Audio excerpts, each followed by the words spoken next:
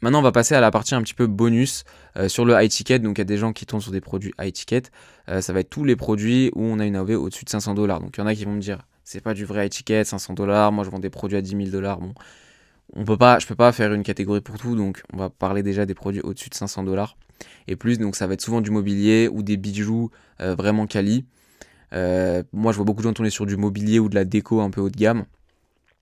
Du coup, ici, il va nous falloir un branding ultra premium, pas d'e-com like avec bundle promotion trop agressive, sinon ça va être trop suspect. Pas de cadeau cheap non plus. Là, par exemple, si vous vendez un canapé, on vend pas ça comme on vend un dentifrice, ça c'est sûr. Et un back-end solide et des setups de paiement un peu spéciaux. Alors ça, je sais pas si je l'ai écrit dans la stratégie, mais quand vous faites du high ticket en général, vous n'allez pas vous faire payer directement par Shopify Payment et payer 3% de frais à chaque fois.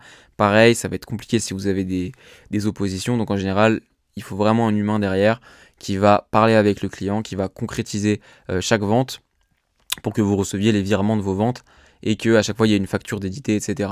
Donc les avantages, des marges très élevées par vente, pas beaucoup de ventes nécessaires pour être rentable et peu de concurrence en ads parce que y a peu de gens qui lancent ce type de produit là par peur, parce que c'est aussi un petit peu dur à sourcer, dur à stocker, etc. Mais on va voir ça dans les inconvénients.